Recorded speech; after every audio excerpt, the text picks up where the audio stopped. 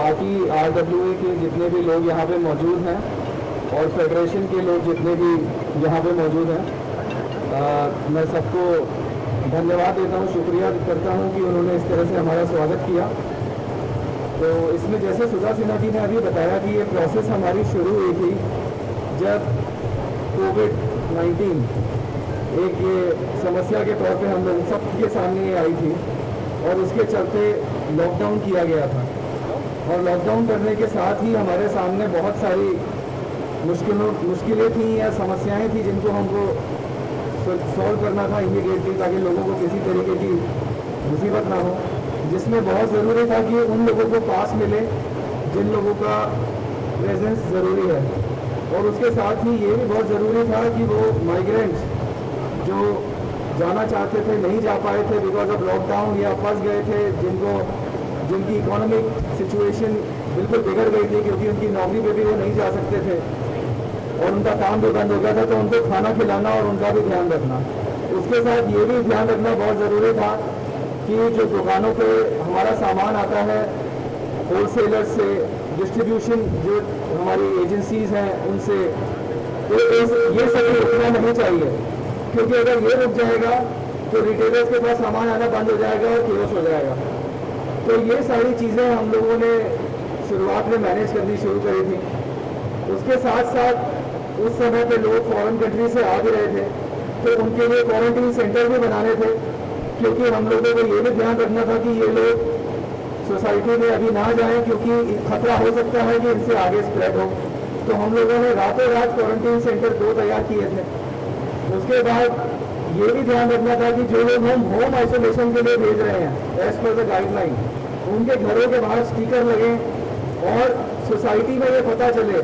कि ये लोग बाहर से आए हैं, तो आप लोग भी सुरक्षित रहें और इन लोगों से भी आप रिक्वेस्ट करें कि आप लोग अपने घरों में ही रहें, क्योंकि उस समय हमको किसी को नहीं पता था कि किसको बीमारी हो सकती है और वो बीमारी आगे तक कहाँ तक स्प्रेड हो सकती है। तो इसके साथ हमने शुरुआत करी थी और इसमें मैं कहना चाहूँगा कि फेडरेशन का, सुधा सिन्हा जी का बहुत बड़ा योगदान रहा था। शुरू में ही हम लोगों के साथ ये जुड़ गए थे और जिससे हमारा काम बहुत आसान हो गया था, क्योंकि हमको पास तो देना था पर हमें ये नहीं पता था कि किसको दें पास और किस को देना ज़रूरी है। तो ये हमको मदद मिली फेडरेशन से और उसकी वजह से हम लोग सबकी मदद भी कर पाए और अपना भी हम काम ठीक से कर पाए। उसके बाद हम लोगों को फूड डिस्ट्रीब्यूट करना था, उसमें भी RWA के बहुत मेंबर्स हमारे साथ जुड़े रहे। हमने कुछ एजेंसीज़ की मदद से खाने को डिस्ट्रीब्यूट किया, उसमें इसको द्वारका ने भी हमारी मदद करी और हर जगह RWA हमारे साथ रहा है। तो इसके द्वारा मैं ये कहना चाहता हूँ कि इस तरह की बीमारी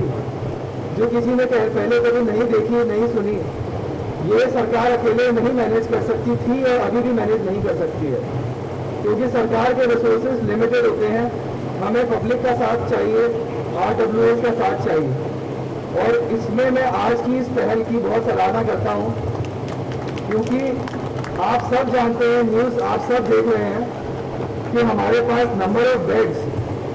कम होते जा रहे हैं, केसेस बढ़ते जा रहे हैं। अगर हम लोगों ने इस तरह का, जैसा आज ये इनिशिएटिव लिया गया है,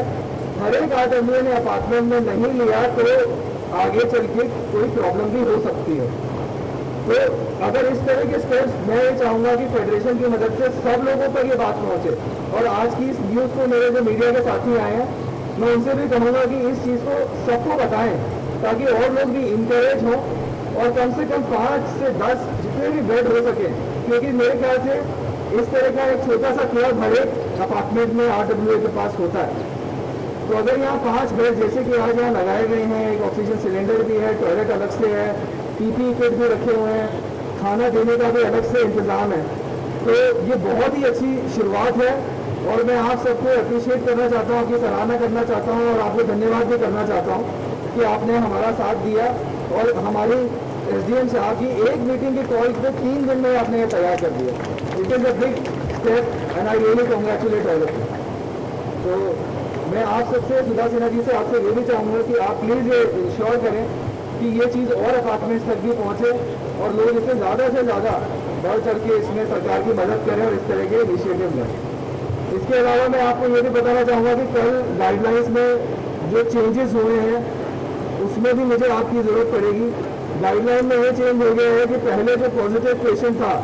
वो होम आइसोलेट हो सकता था, पर अब उन्हें कम से कम 5 दिन इंस्टीट्यूशनल क्वारंटीन करना है, उसके बाद ही उसे होम आइसोलेट करना है। तो मेरा ये मानना है कि क्योंकि आदत पड़ी है होम आइसोलेशन की, तो लोग जल्दी से नहीं मानेंगे। तो जिस अपार्टमेंट में भी अगर कोई पॉजिटिव केस आता है तो RWA वहाँ के जो प्रेसिडेंट हैं, सेक्रेटरी हैं, वो सरकार के साथ दें। वहाँ पे जो मेडिकल ऑफिसर्स होंगे, हमारे एडमिनिस्ट्रेशन के साथी होंगे, पुलिस के साथी होंगे, उनकी मदद करें और लोगों को ये समझाएं कि इस बीमारी को मैनेज करने के लिए ये बहुत ज़रूरी है कि हम गाइडलाइंस का पालन करें और 5 दिन का जो इंस्टीट्यूशनल क्वारंटीन है उसे पूरा करें। तो आप लोग हमारा इसमें साथ दें और उनको लोगों को समझाने में हमारी मदद करें। और इसके बाद एक चीज़ और बहुत ध्यान रखनी है कि हमने जो लॉकडाउन किया था, वो लॉकडाउन कई लोग उसको गलत समझते हैं। लोग सोचते हैं कि जब केस कम थे तब तो लॉकडाउन कर दिया, जब केस बढ़ गए तो लॉकडाउन खोल दिया। तो इसमें मैं ये बताना चाहूँगा कि जब लॉकडाउन किया था तो इस कारण से किया था कि लोगों को ये समझाया जा सके और लोगों को इसकी आदत डाली जा सके एक नए लाइफस्टाइल की, कि अब हमें मास्क पहनने हैं, हमें दूरी रखनी है, हमें ये इंश्योर करना है कि हम एक दूसरे से बीमारी को स्प्रेड ना होने दें, और किन किन चीज़ों का हमें ध्यान रखना है अपनी इम्यूनिटी बढ़ाने के लिए। और हमें ये पता होना चाहिए कि जब ज़रूरी है मैं तभी बाहर जाऊँ, अगर ज़रूरी नहीं है तो मैं अपने घर से अपना काम करूँ। ये बताने के लिए लॉकडाउन किया गया था और मेरे हिसाब से 2 महीने में सरकार ने बहुत अच्छे से ये मैसेज दिया है। बार बार प्रधानमंत्री जी ने भी आके बोला है, विभिन्न मंत्रियों ने आगे भी बताया है, और हमने भी कई माध्यम से अलग तरीके से ये बात बताई है कि कैसे सोशल डिस्टेंसिंग ज़रूरी है, मास्क पहनना ज़रूरी है और भीड़ हमें नहीं करनी है। तो मेरे ख्याल से 2 महीने में एजुकेशन बहुत अच्छे से हुआ था। और लॉकडाउन खोलना ज़रूरी इसलिए भी है क्योंकि बिल्कुल इकोनॉमिक एक्टिविटी खत्म हो जाएगी तो आप लोग भी जानते हैं देश को बहुत नुकसान होगा। बहुत से लोग हैं जिनको सैलरी मिलनी बंद हो जाएगी, इसलिए खोलना ज़रूरी था। पर अभी भी हमें ये ध्यान रखना है, जैसे मैं देखता हूँ बाहर लोग बिल्कुल भी परवाह नहीं कर रहे हैं, कोई भी मास्क नहीं लगा रहा है, भीड़ में लोग घूम रहे हैं, मॉल्स में लोग घूमने जा रहे हैं। इन चीज़ों पे हमें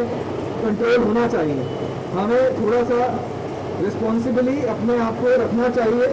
क्योंकि अगर ये केसेस इस तरीके से बढ़ते चले गए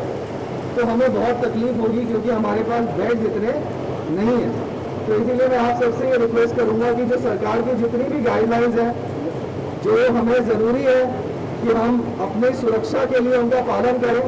हम ज़रूर उसका पालन करें। बिना मास्क के हम लोग कहीं ना जाएँ, हम लोग कहीं पे भी भीड़ इकट्ठी ना होने दें, सोशल डिस्टेंसिंग का पालन करें और जहाँ तक हो सके अपने घरों में रहें। तो इसके साथ ही मैं अंत में आप सबका दोबारा से धन्यवाद करना चाहता हूँ कि आपने इस तरीके से ये इनिशिएटिव लिया है और हम आपके हर तरीके से साथ हैं। कोई भी ज़रूरत हो तो आपके साथ एडमिनिस्ट्रेशन हर तरह से खड़ी है। Thank you.